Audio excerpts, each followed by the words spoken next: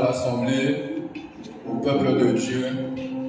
Car si nous sommes là aujourd'hui, c'est pour passer ce temps dans la parole, dans la louange et l'adoration, mais donner l'honneur à notre Dieu. Lui qui s'est offert pour nous par son sang. Il nous a lavés, il nous a purifiés. Et si nous sommes là aujourd'hui, c'est pour passer à une autre étape de notre vie. Car il dit toutes choses passées et déjà passées. Et voici aujourd'hui, c'est un nouveau jour. Amen. Alors le thème d'aujourd'hui, prépare-toi à la rencontre de ton Dieu. Nous devons nous préparer à la rencontre de notre Seigneur. Nous devons être prêts. Nous devons veiller sur notre âme, veiller sur notre cœur. Car le cœur de l'homme peut s'éloigner de Dieu. Mais si nous sommes là aujourd'hui, c'est pour être à l'écoute de la parole de Dieu. Car il te dit seulement à cause de la parole, il nous purifie. C'est lui le vrai cèpe, mais l'arbre de la vie. Mais si nous sommes là aujourd'hui, c'est pour recevoir de lui. Nous avons mangé le pain, nous avons bu le sang. Christ est au milieu de nous. Alors nous allons commencer et nous allons prendre un passage de la parole, le livre de la Genèse, au chapitre 4.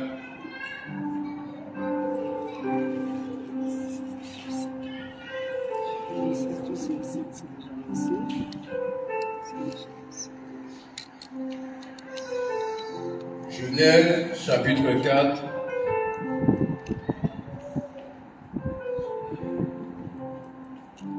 À partir du verset 1. Adam connut Ève, sa femme. Elle conçut et enfanta Caïn. Et elle dit, j'ai acquis un homme de par l'Éternel. Elle enfanta encore son frère Abel. Abel fut berger et Caïn fut laboureur. Au bout de quelque temps, Caïn fit à l'Éternel une offrande, des fruits de la terre. Et Abel de son côté en fit des premiers-nés de son troupeau et de leur graisse. L'Éternel porta un regard favorable sur Abel et sur son offrande. Mais il ne porta pas un regard favorable sur Caïn et sur son offrande. Caïn fut très irrité et son visage fut abattu. Et l'Éternel dit à Caïn, pourquoi es-tu irrité? Et pourquoi ton visage est-il abattu? Certainement, si tu agis bien, tu relèveras ton visage. Et si tu agis mal, le péché se couche à la porte, et ses désirs se portent vers toi. Mais toi, domine sur lui. Amen. Alors nous devons nous poser la question, pourquoi tant de chrétiens d'aujourd'hui, ils n'arrivent pas à se préparer à la rencontre de leur Dieu? Quand nous lisons le livre de la Genèse, chapitre 4, Caïn a été jaloux de son frère Abel, car l'Éternel a regardé son offrande. Et l'Éternel n'a pas regardé l'offrande de Caïn, et il fut irrité. Aujourd'hui, nous sommes dans les derniers temps, où beaucoup de personnes qui disent que je suis chrétien, beaucoup de personnes qui disent je suis fils de Dieu, mais qui ont de la colère et de l'amertume contre son frère ou sa sœur. Il y a des chrétiens aujourd'hui qui ne veulent pas marcher selon la volonté de Dieu, mais qui veulent marcher selon leur propre volonté. Nous devons nous poser la question, comment nous pouvons nous préparer à la rencontre de notre Seigneur? Abel, lui, il porte le fruit de l'esprit, car il a donné un de ses troupeaux. En donnant cette offrande, c'est là qu'il te parle de l'expiation des péchés. Mais Caïn, lui, n'a pas pu donner ce que l'Éternel veut. il n'a pas pu toucher le cœur de l'Éternel, car il ne porte pas de fruits. Aujourd'hui, un frère peut travailler avec une sœur, ou une sœur travailler avec une amie, et l'un est jaloux de l'autre par rapport à son travail. Mais celui qui travaille pour l'Éternel, celui qui se donne corps, âme et esprit, il obtiendra la victoire. Il va produire du fruit. Et l'Éternel aura un regard favorable pour ce qu'il fait. Quand il te dit il y a beaucoup d'appelés, mais il y a très peu d'élus. Très peu qui travaillent pour le royaume de Dieu. Très peu qui se donnent entièrement pour le Seigneur. Abel s'est donné pour Dieu et Caïn ne s'est pas offert. Caïn était jaloux de son travail. Mais nous devons nous poser la question, est-ce que nous avons de la jalousie dans notre cœur? Est-ce que nous admettons ce que nous faisons et ce que nous disons? Est-ce que nous convoitons ce que nos proches font? Nous devons nous poser la question. Car Caïn fut très irrité envers son frère. Mais l'Éternel lui sonde notre cœur, car il est caché devant sa face. L'Éternel veut que nous soyons dans la vérité. Nous parlons de la préparation à la rencontre de notre Dieu. Dieu est un Dieu de vérité et il ne veut pas que nous soyons dans le mensonge. Car dans le livre de Jean chapitre 8, il te dit que le diable est le père du mensonge. Mais si nous admettons nos péchés, car nous ne sommes pas parfaits, Dieu est fidèle et juste pour nous laver et pour nous purifier. Nous ne devons pas oublier cela. Beaucoup de fois nous négligeons. Beaucoup de fois nous ne voulons pas admettre les choses. Mais nous devons reconnaître nos fautes. Nous devons reconnaître notre iniquité si nous voulons avancer et donner la première place à Dieu. Il te dit au verset 6, et l'Éternel dit à Caïn, pourquoi es-tu irrité?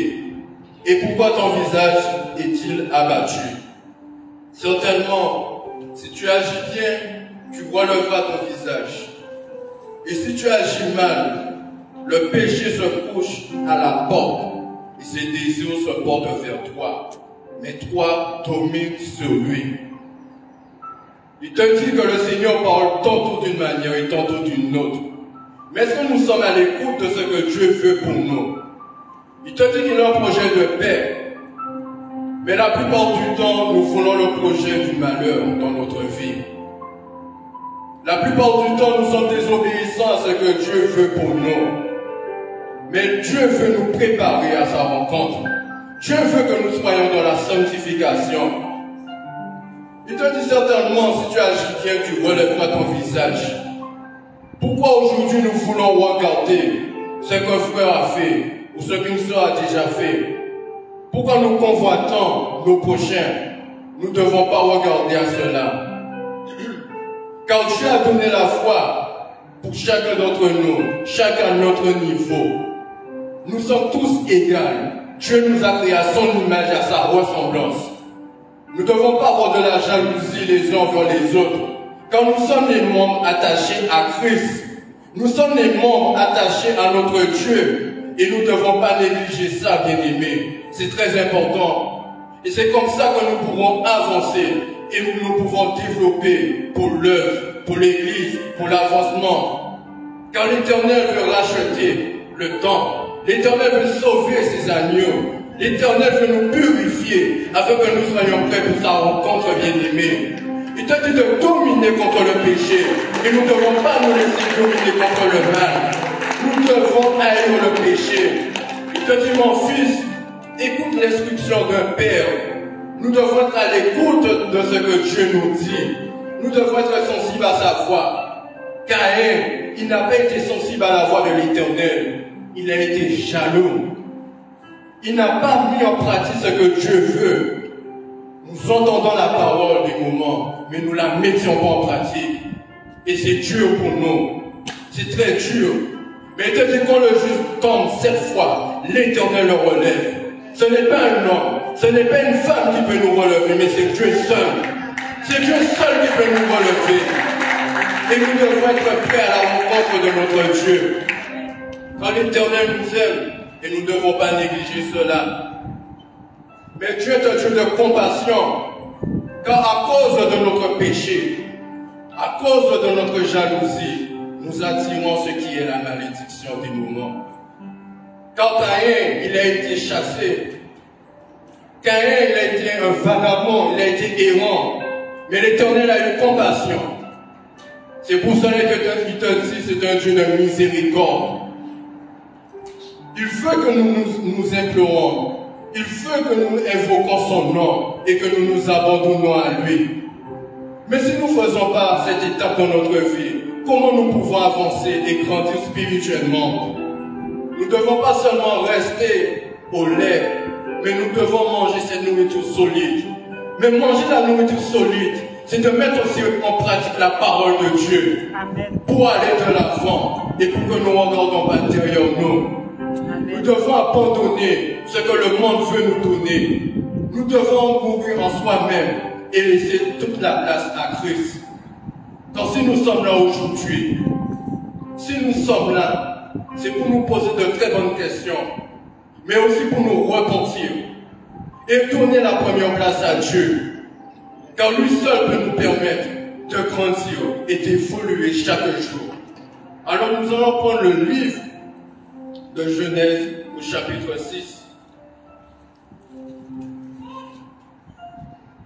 Il te dit, lorsque les hommes eurent commencé à se multiplier sur la face de la terre et que des filles leur furent nées, les fils de Dieu virent que les filles des hommes étaient belles et ils ont pris pour femmes parmi toutes celles qui choisirent. Alors l'Éternel dit, mon esprit ne restera pas à toujours dans l'homme, car l'homme n'est que chair, et ses jours seront de 120 ans. Les géants étaient sur la terre en ces temps-là. Ils ont fait de même après que les fils de Dieu furent venus vers les fils des hommes, et qu'elles leur eurent donné des enfants. Ce sont ces héros qui furent fameux dans l'Antiquité. L'Éternel vit que la méchanceté des hommes était grande sur la terre, et que toutes les pensées de leur cœur se portaient chaque jour uniquement vers le mal. L'Éternel se repentit d'avoir fait l'homme sur la terre, et il fut affligé en son cœur. Et l'Éternel dit, j'exterminerai de la face de la terre l'homme que j'ai créé, depuis l'homme jusqu'au bétail, aux reptiles et aux oiseaux du ciel, car je me repens de les avoir faits. Amen. Pourquoi tant de chrétiens n'arrivent pas à la rencontre de leur Dieu? C'est toujours la même question. Aujourd'hui, des hommes qui regardent des femmes et des femmes qui regardent l'homme. L'homme qui regarde les formes de la femme et la femme qui regarde l'apparence de l'homme. Nous sommes dans le monde, mais nous ne faisons pas partie de ce monde. Et si je porte ce message, ce n'est pas pour ceux qui sont dehors, mais pour nous, pour nos frères, pour nos sœurs, afin que nous mettions en pratique ce que Dieu veut pour nous.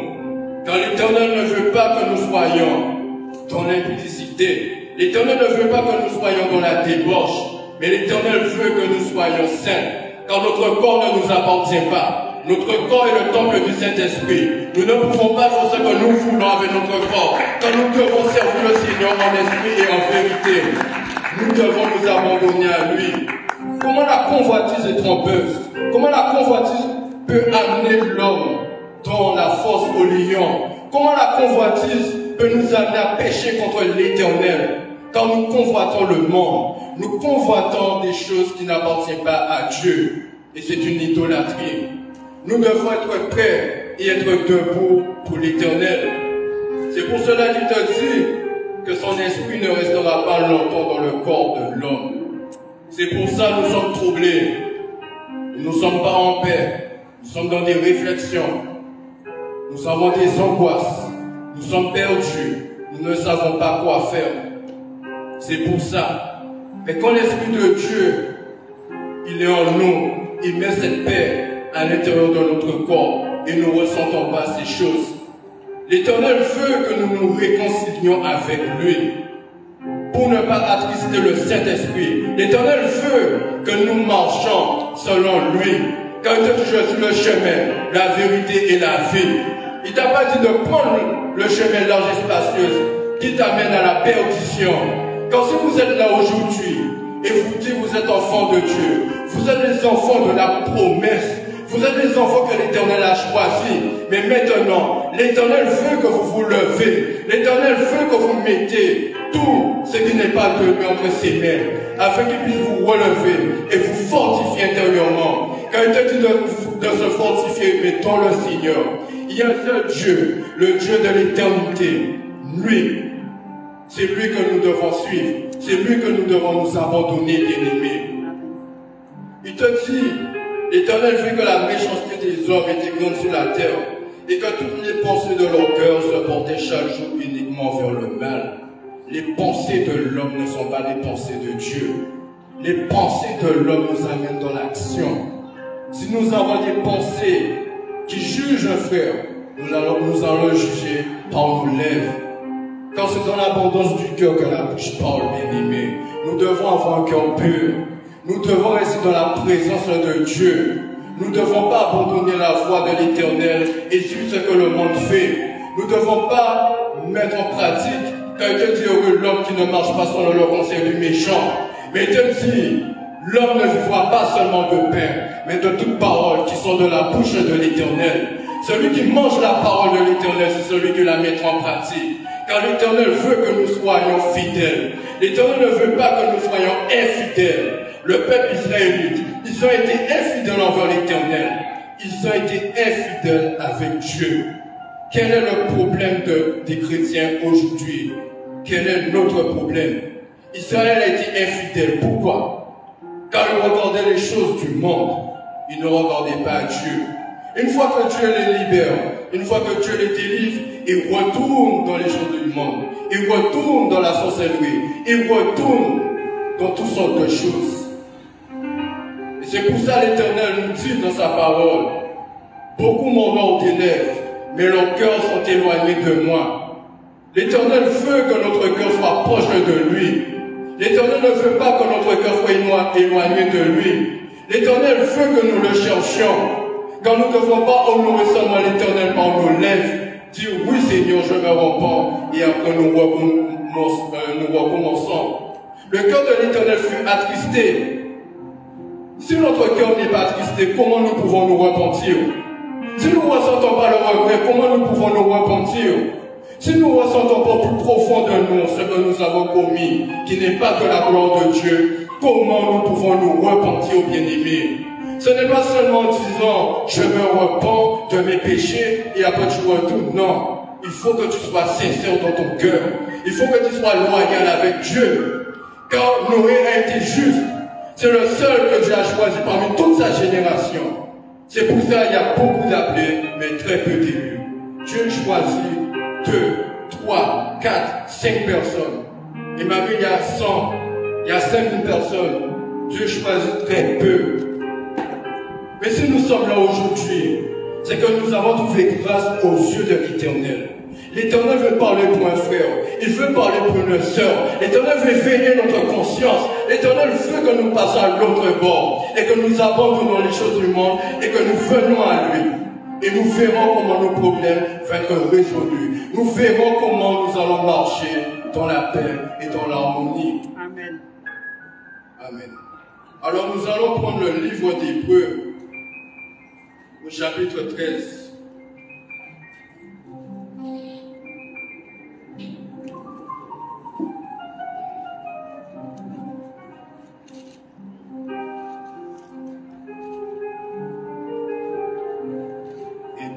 Hébreux chapitre 13 au verset 9.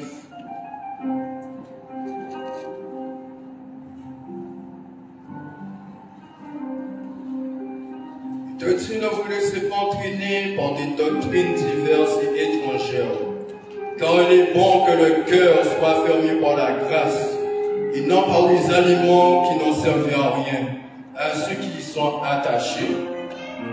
Nous ne devons pas nous laisser séduire ou nous laisser tenter par des fausses doctrines, car les fausses doctrines de ce monde nous éloignent de Dieu.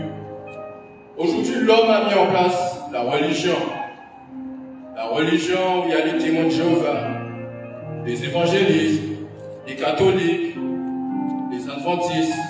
Mais il y a un seul corps que nous devons pas oublier, le corps de Christ. Mais maintenant, aujourd'hui, l'homme a mis sa propre doctrine. Mais l'Éternel ne veut pas que nous marchions selon la doctrine de l'homme. L'Éternel veut que nous marchions selon sa propre doctrine, qui lui appartient. Nous ne sommes plus sous la loi, mais nous sommes sous la grâce. Mais nous ne devons pas négliger aussi les commandements de l'Éternel. Car il te dit, tu aimeras ton prochain comme toi-même, et toute la loi est accomplie dans une seule loi. Tu aimeras ton prochain comme toi-même. L'Éternel nous parle de l'amour et de la charité. Mais nous devons faire attention aux fausses doctrines. Nous devons faire attention à ce que l'homme peut nous proposer. Quand l'homme peut nous proposer des livres, ils peuvent nous proposer des prières, ils peuvent nous proposer des objets, mais tout qui ne viennent pas de la gloire de Dieu. Quand il te dit Satan se déguisera en brebis, afin de séduire le peuple de Dieu pour les égarer. Car on est venu pour voler, détruire et dérober. Mais l'Éternel veut que nous soyons à l'écoute et que nous soyons enseignés dans sa parole pour que ces brebis ne s'égarent pas de lui. Mais il te dit aussi que mes brebis reconnaissent ma voix, car on est le vrai bon berger. Si nous reconnaissons dans notre cœur qui est Christ, si nous avons ressenti son amour dans notre vie, nous n'allons pas nous éloigner de lui et nous allons venir à lui et nous abandonner. C'est très important, bien-aimés. Les fausses doctrines nous éloignent de Dieu. Nous devons faire attention à ce que nous écoutons. Nous ne devons pas écouter les choses mondaines, surtout les musiques. Nous devons faire attention aussi là où nous allons et ce que nous voyons pour préserver notre âme, pour que notre âme ne soit pas souillée. Et après, nous ferons ce qui est la gloire de Dieu dans notre vie. Alors nous allons prendre le livre de Matthieu chapitre 16, verset 24.